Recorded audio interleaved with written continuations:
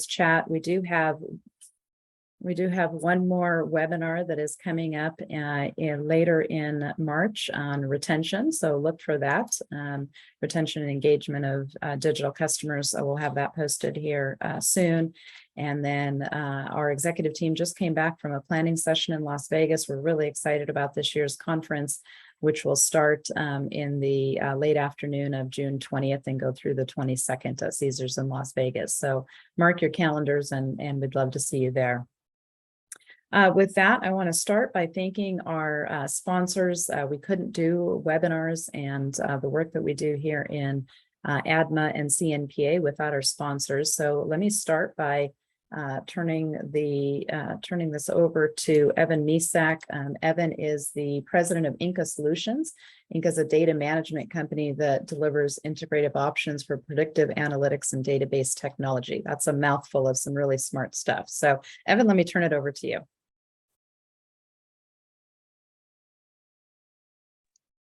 I think you did our commercial for us very well.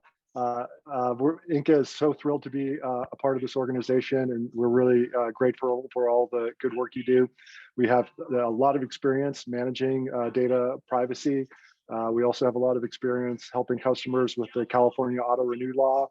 And it's great to see many of our customers on here today. And if you're not a customer and you want to chat, just reach out and drop me a note, evan@inca-solutions.com. Thank you very much. Evan, thank you. And thank you so much for your support. Our other sponsor today wasn't able to join us, but Paul Boylan is a First Amendment attorney, law professor, negotiator, and litigator. He practices in administrative, state, and federal courts, and he's a governmental affairs advisor. So Paul, thank you so much for your support.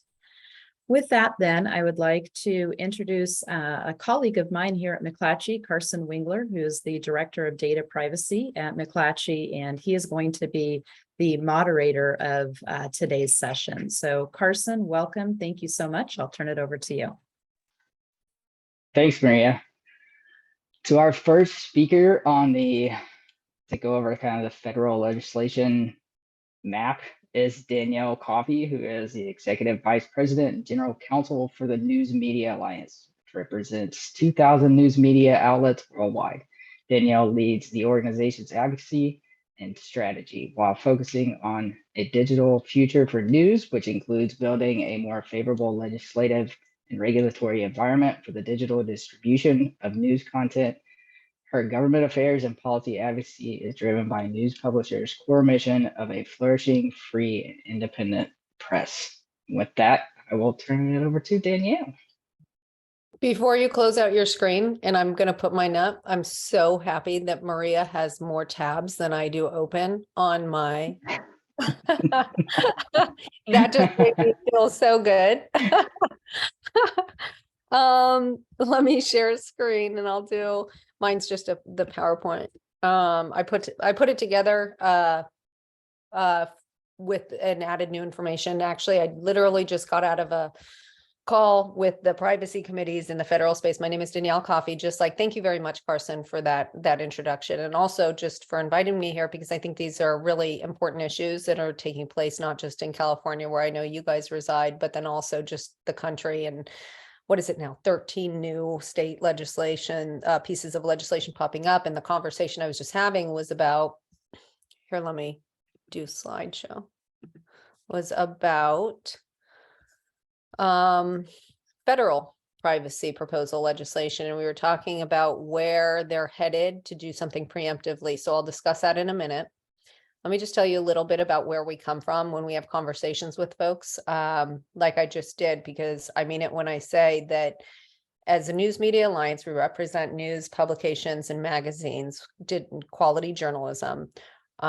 We've shifted to digital, and that's, growing our audiences exponentially, which has been tremendously, beneficial for us connecting with our readers, not necessarily revenue. And that's a whole different conversation. But as far as our connection and our relationship with our readers, that has grown and that has deepened over time, and in finding what it is they're interested in reading about. You know, you don't like what you're reading about, you don't have to read us. It's actually it's a very tight relationship that way, and people love us, and some people, you know, it depends on the flavor, you know, prefer one, you know, publication over others, but we do have a relationship with our readers. That means that we're providing the quality content as they receive, either through advertisements or, you know, they pay a subscription.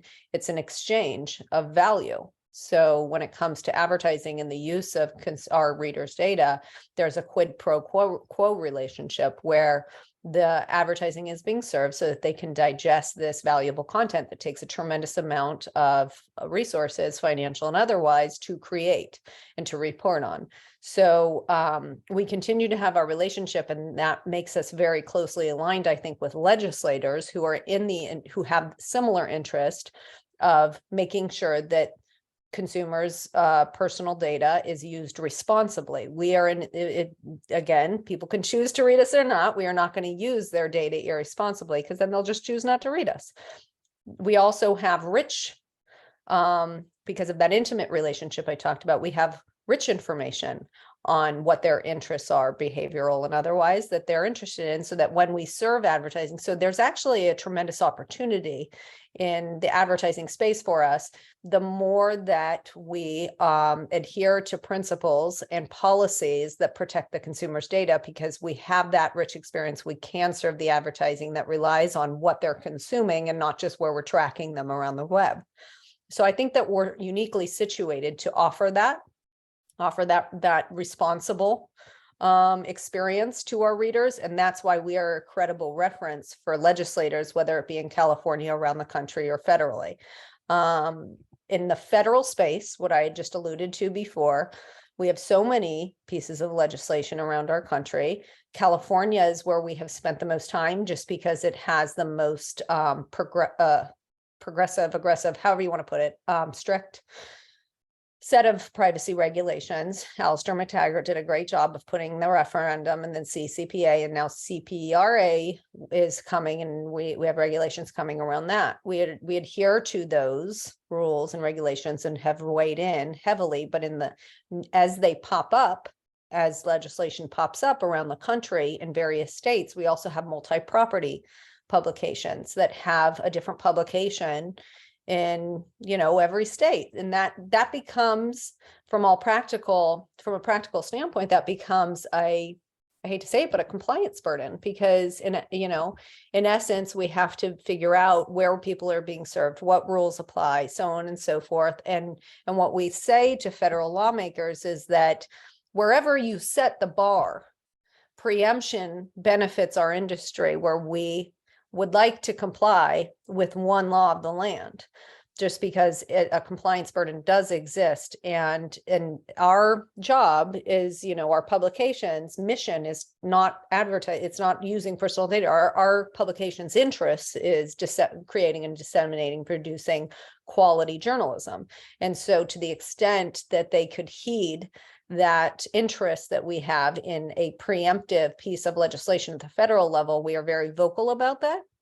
There are 4 corners, we call them, of Congress: Cantwell, and now Cruz, Senator Cantwell, Murray Cantwell of Washington, Senator Ted Cruz, Texas, now overseeing the commerce of these issues in the Senate. And then we just spoke with, and that's who I was just talking to, Pallone, in the minority, because the Republicans, so Representative Kathy McMorris Rogers, is now overseeing this issue in the House. Excuse me. So when I say 4 corners, those are the 4. And as we saw in the hearing yesterday, the House is very bipartisan and working together on these issues.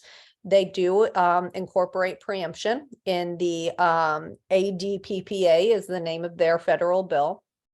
They also, are amenable, because another concern we have is around private right of action. We want to make sure that we don't have a bunch of litigation going on in all the states. And that's something that's moving forward in the House. They are adhering, I just confirmed, to their prior bill in last Congress, and that is what they will be working from. There was 3-corner agreement because Wicker used to be in Cruz's spot. So the Pallone, Kathy McMorris, and Wicker, there was agreement. Senator Cantwell has concerns. So we are continuing to work with Senator Cantwell's office to make sure that it is no more preemptive than necessary, because there's a long list of things they don't want to preempt in the states, and also having a private right of action that makes sense. There's a language around substantial harm. It's just, we would like to see a reconciled process take place in a way that benefits and provides clarity for our industry. So we're working with all 4 corners to make sure that that happens. And that's what we do in the federal space. I'll also mention the FTC proceeding, even though Republicans don't want anything to go to the FTC these days. They're just very progressive, and they just, are very much not supportive of that, as you saw in yesterday's hearing. We still weigh in, because if there are going to be rules that are promulgated by the agency, the FTC, what we would like to see is another thing that we see in our industry is that there's a lot of rules and regulations, and I call them rules and regulations because they are imposed on us by the platforms. We have dominant distributors. This is a fact. 70% of our content is distributed by 2 companies, but they're also dominant in the digital advertising space. And when these rules are promulgated, whether it's GDPR, where they were the co-controller and then outsourced us getting consent from our readers for them, whether it was CCPA, where, we're not sharing with Facebook because it's not being shared with them. They're the first party. So whatever circumstance and whatever contraction, whatever rules, whatever regulations are imposed on us, we always seem to incur more responsibility than we might be otherwise, beneficial to us. And so what we asked for in the FTC is to start looking at some of these other practices that siphon off the revenue of of the data that we receive from our readers of our content, where, for example, if there's a plugin on a page and the data from our readers is extracted and used elsewhere by a third party that's not affiliated, or that we must have this relationship where we transfer that information. That's something that where it's not, there's no consumer expectation that transaction takes place, because their transaction, they believe, is with us. And so it's a consumer welfare and consumer deception under their purview. That's a standard that the FTC goes by. And it's also not financially beneficial to us. When the Apple transparency tracking tool took place, and there was less data available to the 2 dominant platforms, Facebook and Google, our revenue increased by 10%. Our advertising revenue, they decreased by 10%, and therefore all other parties received 10% more proportionally. That's a very real impact when the sort of practices such as data leakage take place, where it's not of benefit to the content creator, rather is siphoned off by those who impose, I will say, rules and regulations. They're not a government, so I'm being kind of glib when I say that.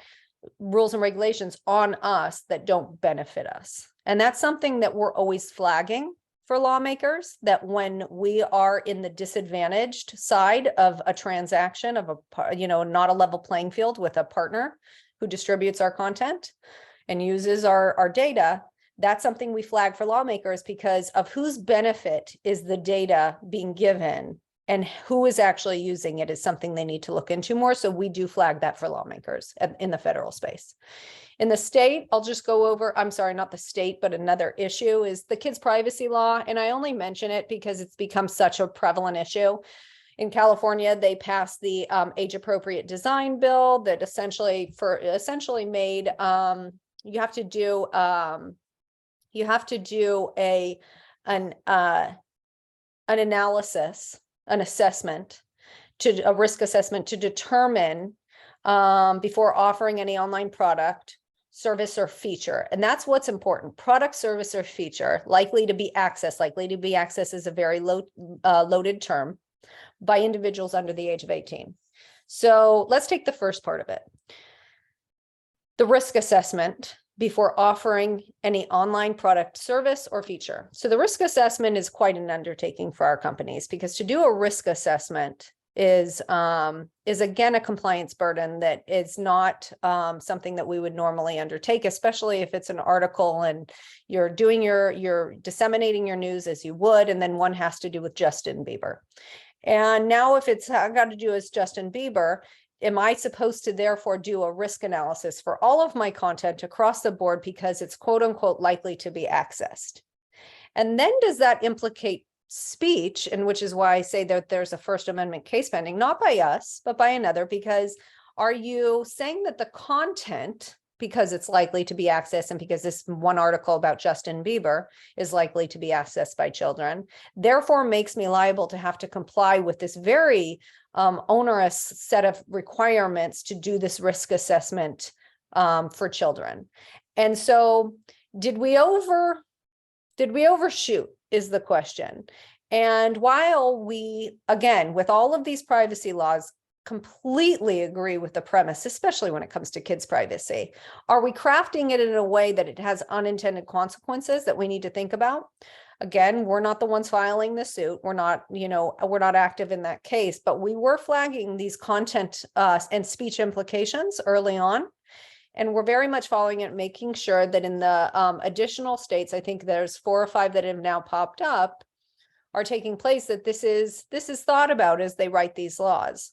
Again, in the federal space, and these are some of our concerns that I've outlined here, which is what we talk about when we talk about these other states, again, to flag for others that, of what they might be doing here, that they might want to be cautious about moving forward.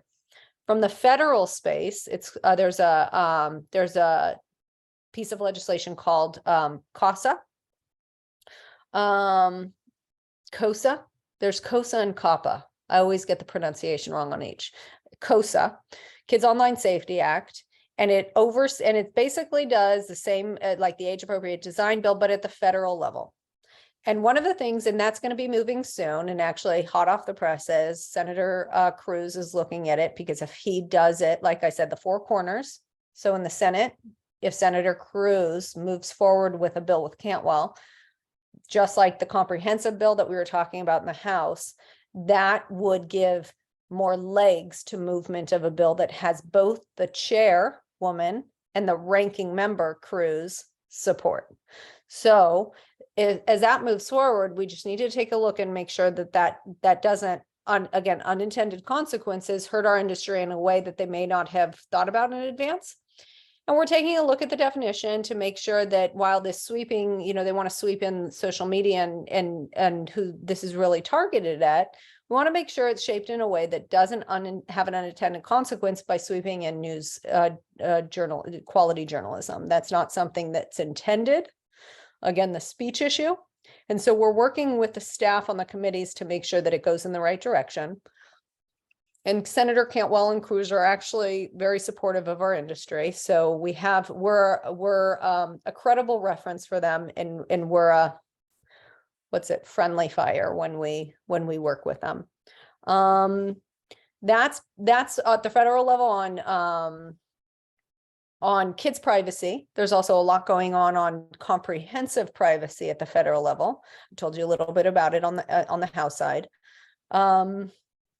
And that's been taking up a lot of our time. It's a priority issue for our organization. We're all forward leaning. We're thinking about the digital use of our content, how to retain and monetize the data that we get from our readers, and doing it in a way where you have a lot of abuses taking place and regulations trying to rein in those abuses, and not trying to get caught in the crossfire, because we don't rise to the level of the type of behavior that we see that is really the target of a lot of these regulations, yet it always seems to hit us, and we're trying not to be hit so much as collateral damage.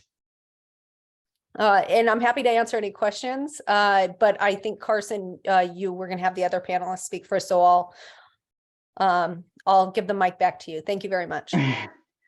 So I am going to jump to Dylan, but since it is federal, Danielle, I wanted to know if you wanted to speak about the ever-present VPPA, the video. Oh, yeah, happy to. I've done a slide on that. Happy to. So I don't have a slide on it, but I'll just say I'll just, talk. That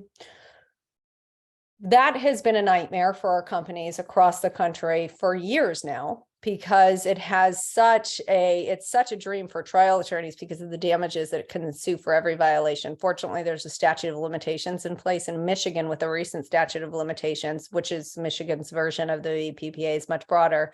We were dealing with that. The New York Times was sued under the Michigan VPPA. We wrote an amicus intervening with the statute of limitation question. It was thrown out on the merits. Since then, over 100 new cases have emerged because there's a new allegation under the VPPA, and that's this use. So the latest version of the litigation. And the VPPA is the Video Protection Privacy Act. And basically it just says that you can't share information about videos. It was because of that judge whose information from Blockbuster, yes, Blockbuster, was shared. And then it transferred to our space. So now every video content that's viewed, you can't share that information. Trial lawyers come in, say you shared it, and then they sue you for a ton, and usually do it in class action cases many times.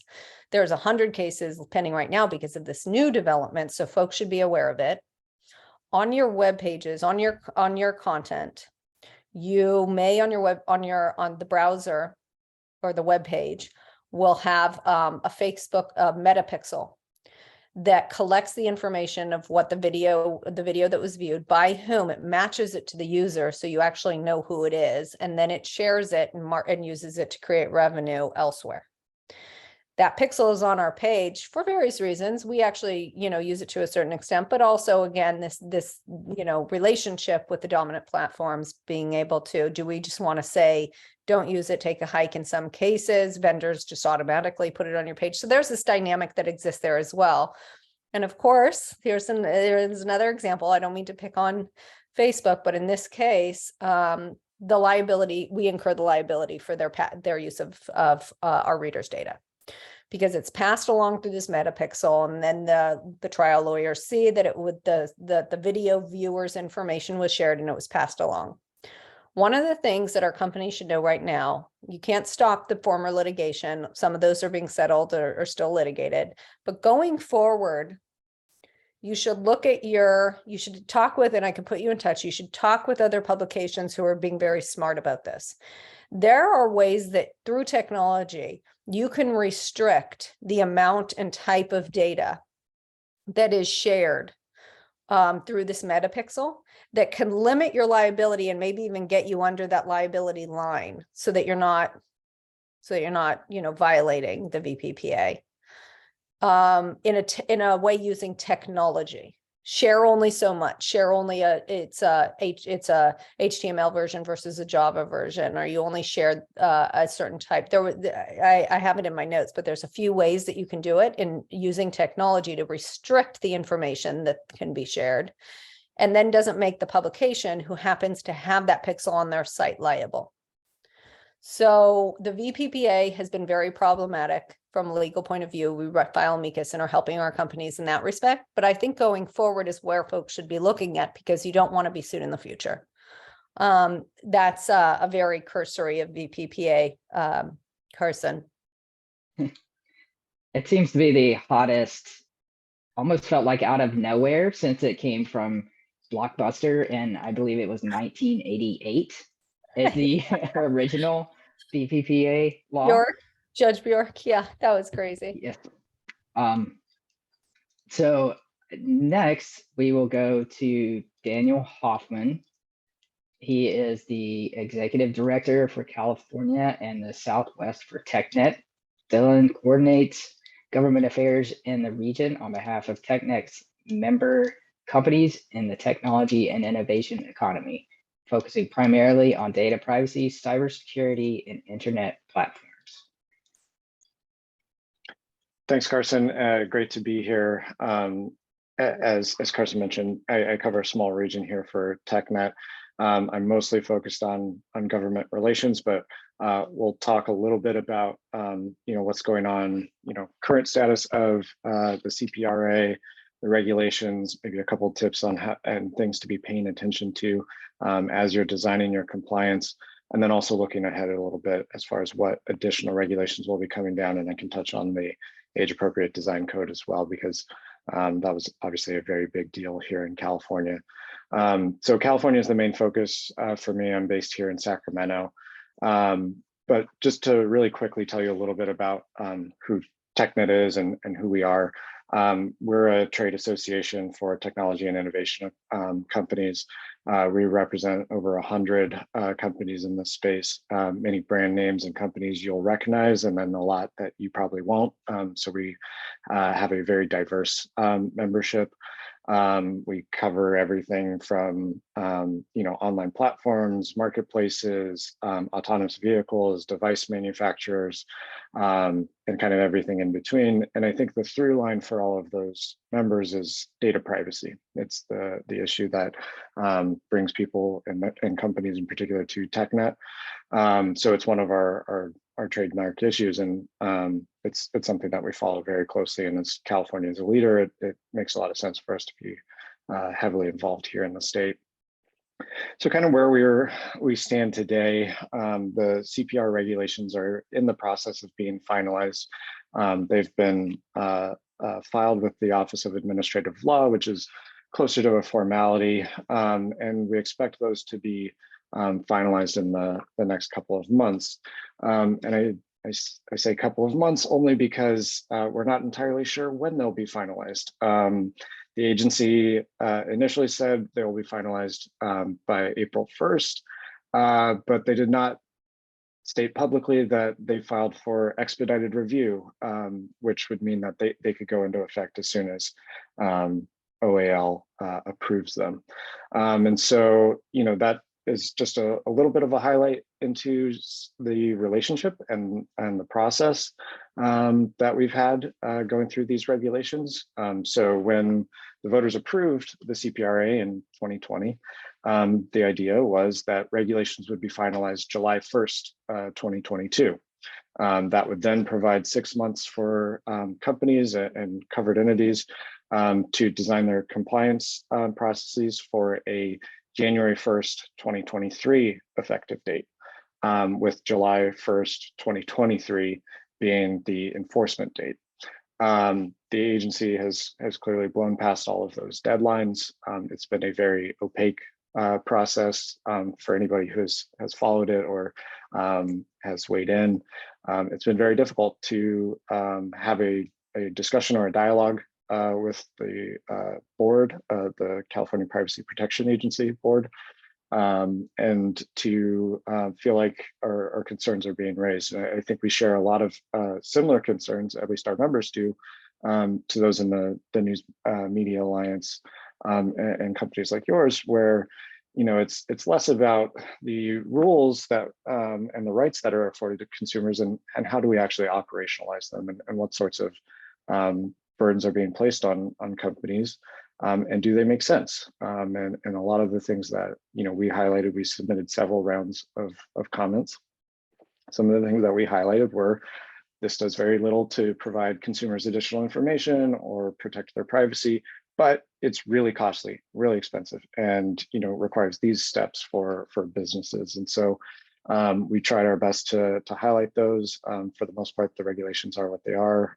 We were able to achieve some small victories in some places, but overall, I think as Danielle highlighted, the CPRA is very restrictive, and I think there's a reason that other states are not necessarily following that exact model because it creates a lot of different issues. And so I'll just touch on a few of them and a couple of things to kind of pay attention to. First, I think the scope is really important. So whether or not you're covered by the CPRA has changed slightly. So as you're reviewing, I imagine most people are covered here, but making sure to pay attention to the scope of that. The other thing is, and is somewhat of a threshold issue in the CPRA, is a couple of definitions that are really broadly defined and that kind of then percolate throughout the rest of the act. So personal information is defined really broadly. It's any information that identifies, relates to, or could reasonably be linked with you or your household. So it's not just kind of the typical name, birthday, address. It goes far beyond that. And the CPRA actually added a new category, sensitive personal information. So things like your social security, your biometrics, which we believe are incredibly important to protect, but now we have different handling rules as well. I also want to just highlight that the definition of sale doesn't mean sale. It also includes renting, releasing, disclosing, disseminating, making available, transferring, or otherwise communicating by any means personal information to another entity for anything of value. So it doesn't need to be an exchange of money. So that tends to include what I think, colloquially we'd say is sharing. It's really encompassing quite a lot within its kind of purview. And so, I think that becomes really important for companies when they're designing their compliance processes. And I think this is, something I'll say probably multiple times is make sure that you have processes in place for how you are going to be taking in some of these consumer requests, and then how you're tracking and identifying data that is pertinent to that. And so, I think that's a big thing just to highlight is you need, effectively, you need to know what data you possess. So being able to identify, inventory, and map those data flows to make sure that you're complying with these requirements is crucial. You'll also have to be somewhat flexible in updating those policies as you collect new types of data, so that you know what types of notices you need to provide to consumers, for example. Also just say, making sure that you're protecting that data. I think that somewhat goes without saying, but it's a good idea to be considering what levels of encryption and redaction are achievable. So making sure that you're implementing, reasonable security procedures and practices to make sure that you're protecting them as required by the law is really important, and will be really important to demonstrate that you've done. So keep your proof, keep your receipts. And like I mentioned, having processes in place to receive those consumer requests is really important, so that you're able to then respond to them in a timely fashion, and knowing, again, what sort of data flows you have and where that is housed will ease that that time constraint, and making sure that you have personnel that are trained and know that to be able to do that. And one of the particulars in this kind of section is having multiple avenues for consumers to make those sorts of requests. So I believe there's you're required to have one method as a toll-free number, unless you operate exclusively online and have a direct relationship with the consumer. In that case, you can offer just one, but I think standard practice has been a toll-free number and an email address or some other online link. So, obviously with the delay in the regulations, the difficulty in the process, I think it's a very different relationship that our companies, and I think, everybody covered by this, has with our regulator now. In some ways, moving out from the Attorney General, I've had a couple of member representatives tell me they never anticipated saying this, but they miss the Attorney General. At least the Attorney General had an obligation under the CCPA to provide guidance to companies to help them along with their processes, to give them feedback about what is and is not in compliance. The CPPA does not have that. And our experience thus far has evidenced an unwillingness to engage in that type of feedback and relationship. And so, I think as far as the CPR regulations are concerned, and our interactions with the CPPA to date, I think a lot of that will be, as they're a brand new agency, will continue to change and shift. And so I think if there's one thing that you can count on, is that these rules, these regulations are going to adapt over time. And unfortunately, I don't think we're going to be seeing any sort of settled rules or degree of certainty for quite some time. So just as a point of reference, since the CCPA passed in 2018, there hasn't been a single year that we haven't had either regulations or legislation expanding upon either the CCPA or the CPRA. And so, I don't anticipate that to change. I think, we're going to, not only once these regulations are finalized, they're going to be starting a new set of rulemaking, and I'll talk about that more in just a second. But I fully anticipate, as we had under CCPA, that there will be multiple rounds of modified regulations in rulemaking. And the legislature certainly will continue to introduce bills that change and shift some of the requirements of the law, which is to be expected, but just points to that, I think as far as trying to design a compliance, it's not an on-off switch. It's not a, check the box sort of thing. It's a constant process to making sure that, you're fitting within the compliance here. And so I mentioned that there will be additional rulemaking upcoming, and that will be starting very imminently. They've begun some of the preliminary rulemaking comment period pertaining to cybersecurity audits, risk assessments, and automated decision systems, which I think impact folks on this webinar in varying degrees, but they'll be determining rules around who needs to be completing audits, what the risk assessments need to be covering. We're not sure what type of risk has to be assessed. What does significant risk mean? I think at our association, we've taken the position that it should be a high risk that impacts a legal or human right. So, issues that impact housing, education, employment, and other areas protected from discrimination under the law, I think, are kind of at the top tier of that. But the agency could decide to define that much more broadly. And as Danielle mentioned, audits, assessments, even if you're conducting them yourselves and not using third parties, are incredibly expensive. They're time consuming and difficult to do, especially if it's determined that you have to audit or assess multiple aspects of your platform or your site.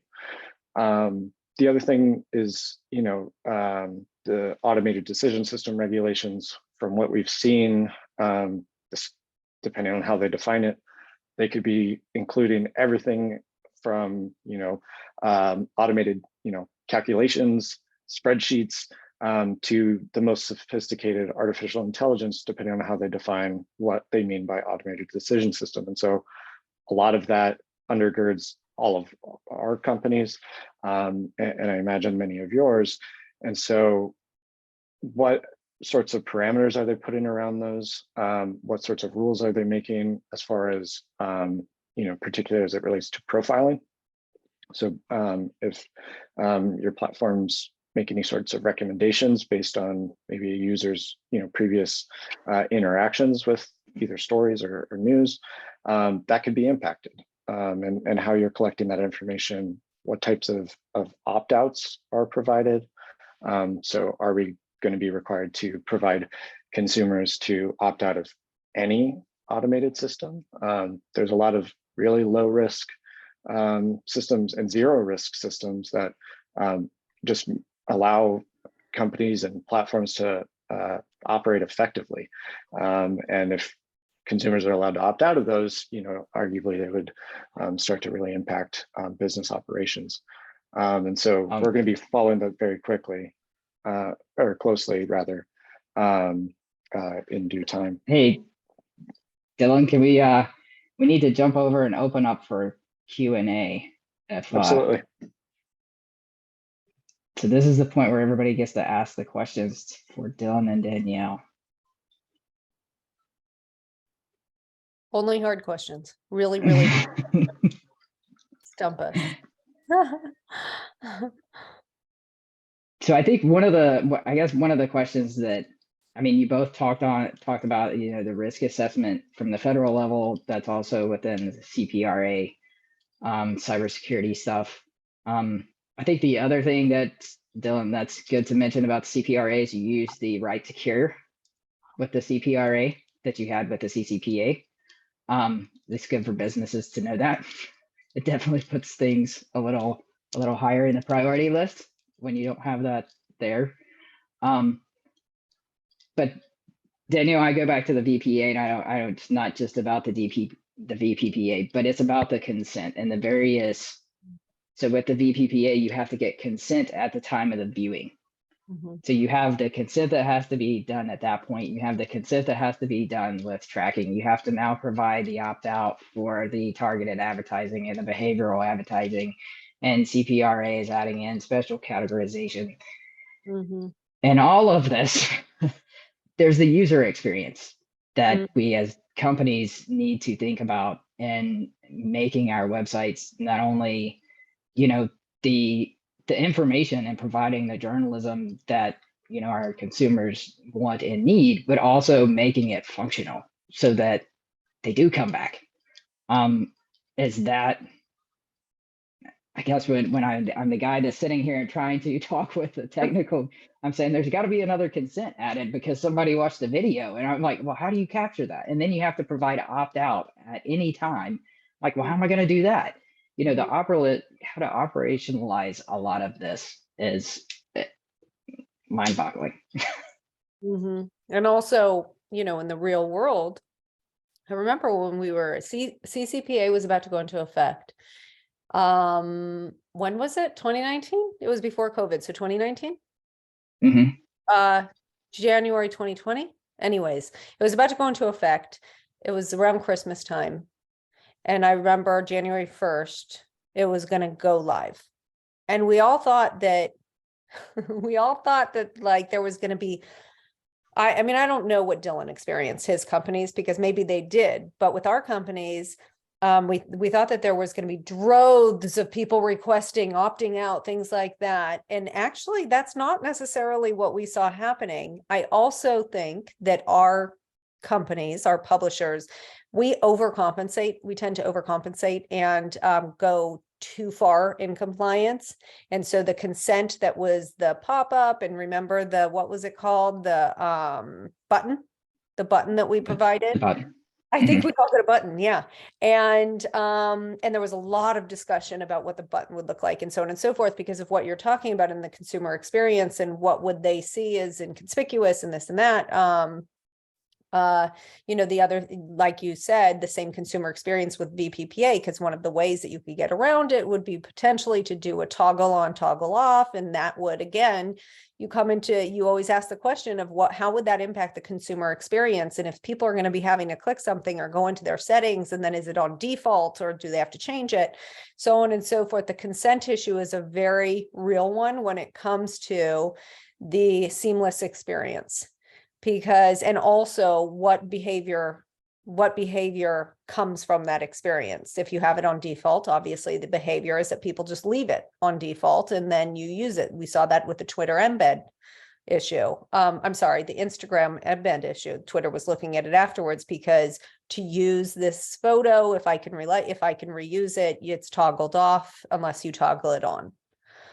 And obviously, we're in the interest of conducting business in a seamless way and getting on with our day, but we have to comply and make sure that we protect readers and comply with the state laws and in some cases, federal laws. The same issue exists with regard to COSA and COPPA and also the age-appropriate design code bill, because it becomes a question about whether you have actual knowledge or whether you have to, in the case of COPPA, it's I click, this is my birthday. So like, you know, I'm above the age.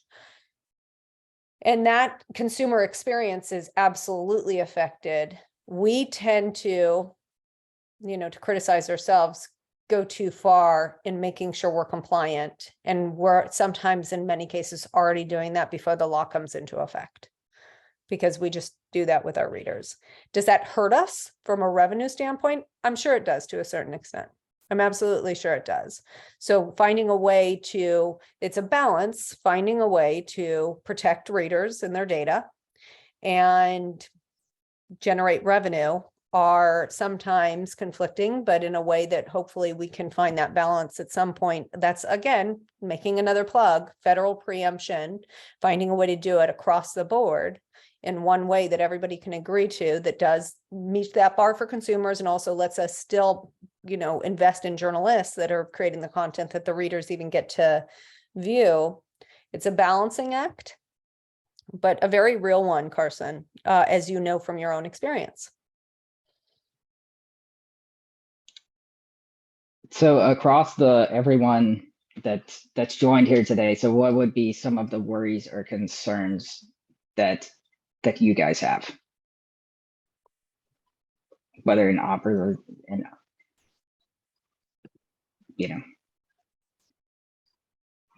not everybody type at once.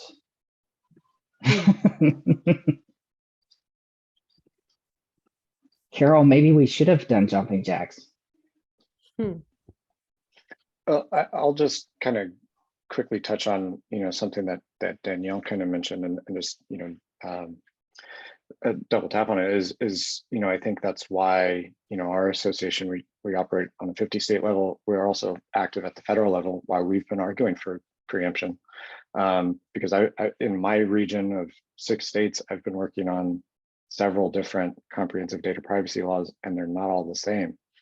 And so when you are talking about compliance and the costs, if you're being good actors and you're trying to comply ahead of time and you're taking on the effort to design all of these processes and get ready for it, minimizing the number of times you have to do that becomes really important. And I think that's part of why, our companies are a little frustrated with the delays and, the shifting landscape in California. So we've done it now several times. And so minimizing that compliance is a huge headache, and something, we're very sensitive to and very aligned on. And that's, something that we've advocated for on the federal level. I don't know if you do this, Dylan, but we go to other states and we said, look, they've already done it in California. We know how to do it. Just do a version of that. Like if it's totally different and if it's totally askew, I'd rather have the lesser of two evils, so. Yeah, we tend to point towards Virginia or Connecticut, but we do a very similar thing where it's like, look, let's try to have one standard rather than 50, and legislators go, that's nice, we're going to do our own thing. And we go, okay.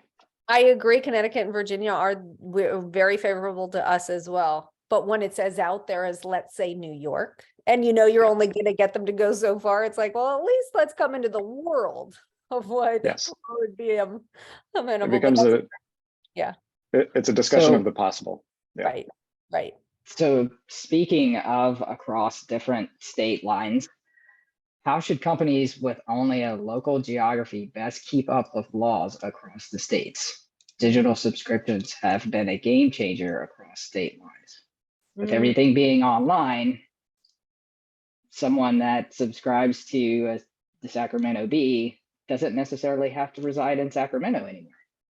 Yeah. Where it's digested, and also consumer interstate commerce clause makes it so that if you do business there, you're going to have to be compliant with their laws. I'm looking for it now because Maria brings up subscriptions, and I can't seem to find it in my notes, so I'll just do it off the top of my head. We have problems with North Dakota, Kentucky, and I can't find the list, but there's a bunch of others where the same thing happens. And that has to do with digital subscriptions and the rules around that. And I don't mean to analogize because it's such different rules. It has to do with privacy, and this is a privacy webinar, so shame on me. But same thing applies where you really need uniformity, because when it comes time for we represent magazines too. They have subscriptions in every state. And if you have different rules that apply for the time that you need to do it, if you have a 1-year contract, a 2-year contract, rules are different. How much notice, the form of consent that you have to not consent. Consent that you have to give them notice. Like I did it by email. I have to do it by email. I did it, the method by which you do it. And then, same thing, very analogous to the privacy, because the readers that are digesting our content in each state could be different from one to another. And to Maria's question, if you have a locality that, let's say you're in Minnesota, I have a Minnesota paper, and they do, get consumed to a de minimis amount in other jurisdictions. One of the places that I saw this, to how to best keep up with laws across state lines, turn to your trade associations like, TechNet or me, or, because people are monitoring this stuff. And what they would recommend, sometimes you go to, and I've seen this in the subscription space and people lose a lot of revenue because of it. You'll go to the most strictest state and make that your uniformity across all states. Well, you could be losing a lot of money, because if you have no rules in one state, then that means that you're doing all of this compliance stuff that you don't necessarily need to do. Another place where I saw it play into business decisions of our companies, and this is not what you want to have happen, is remember when GDPR first came out in Europe? Well, I won't name the papers, but some papers just blocked. They're like, we don't know what to do with these set of rules. What am I supposed to do? I'm supposed to, because it was totally different. It was notice and consent. We know how GDPR worked, and they weren't ready for it. So they literally blocked European users. Ended up working itself out and eventually let them come onto their webpage. But then you're preventing people, and they don't want to do this, from receiving valuable content or about what's happening in a certain state in the US that someone in Germany might be interested in reading about. And that's not what you want to have happen, where compliance burdens then prevent people getting access to information, especially when that information it could be critical to your daily life. Yeah, I completely agree with everything Danielle said. I think if you're specifically asking about how do I track these laws and track some of the changes, first answer is talk to your trade associations. They're definitely paying attention to this. Another independent resource that I found really useful is at the IAPP, the International Association of Privacy Professionals. They've got a legislation tracker as well. I can I'm not affiliated with them. I'm dropping a link in there. I found it helpful even in my own work. But your trades will be tracking this type of information and be able to provide greater detail on what's actually moving and what is a real possibility to pass and how that will impact your specific situation. That is a good resource, and they're a good group. So I would hear that on IAPP. Also, a lot of these services, if you get them, there are these trackers, and I just went through this whole, painful experience where I was trying to figure out what tracking system we could use. We ended up using Fiscal Note. It's a really good one, and we're gonna put a little map up on our website, an interactive map with different things. And that's all great and good, but where you'd really, like Dylan said, you'd get from the trade association is because a lot of these comprehensive legislations, you don't know, like, should I watch out for? Is it moving? Is there something in it that I should be particularly concerned about? What's totally different about this wacky one? Whatever it might be, a tracker will never really give you that type of information. Whereas like the human element, the human monitoring of it, I find is you can't do without that, because so we use Loeb. They're a great firm, and they help us identify. And then we also have state associations who we talk to, because we have state press associations. Carson knows us. And we talk with like CNPA. Oh, this is in partnership with CNPA. So the perfect example, CNPA is in California. And like when CPRA was moving, for example, different inflection points at which, movement in, a state legislature, they're also different. The state association will know specifically what's going on, whether something has movement, and those little idiosyncrasies that someone on the ground will know that a tracker couldn't capture. But that's where state associations come in, and also national ones like us.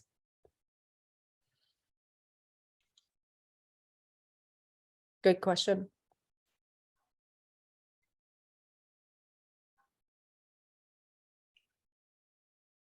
I guess Maria's the only one. Any last questions, comments, words of advice, parting sentiments in the last 4 minutes? 4 minutes. And then we have a hard stop. My parting thought will be, data is the new currency. We all know this. So just monitoring. That's why webinars like this are so important, I think, to engage with one another, exchange information. And, make sure we're watching this closely, because rules and regulations that haven't existed in the past because they just weren't necessary are coming, and they're coming quickly. And so to just be on top of it, is hugely important. Thank you for holding this and for including me. Yeah, I'll just Dylan? quickly say, compliance it isn't an on and off. It's a process. It's a sliding scale. So be prepared to be flexible, because things are going to continue to change. And I really appreciate the opportunity to come talk to you guys. Thank you. So at this point, I think, do I turn it back? Maria, do you have parting words? Sounds good. Well, my parting words are to thank the three of you. This has been fantastic information. So we really appreciate the time that you took today, Danielle, Dylan, and Carson. Thank you so much. And Joe and our friends at CNPA really appreciate your partnership in doing this session. So I hope this was valuable. I know for a lot of us, this is not something we deal with on a daily basis. So I'm thankful that we have experts like Danielle, Dylan, and certainly personally, I can say here at McClatchy, very thankful to have Carson, who handles this very important work for us that is far above my head, but so critical to what we do. And I had put in the chat with my question that this is such a, in the past, we didn't have to worry as much about things across state lines, but today, and with the way that stories are shared and people end up on our website, they can come from all over. So not just nationally, but internationally as well. So it's really critical that we understand this, or at least we have experts at our company that do and handle it for us. So I hope this was valuable, new exposure to a different topic. And again, thank you so much to all of you for attending today, and to our wonderful speakers. So that's it. We'll wrap up today, and we hope to see you at our next webinar. Take care. Thank you. Awesome. Thank you guys very much. Thank you. Take care. Have Bye. a good weekend. You too. Great alphabet soup. It was wonderful. Bye.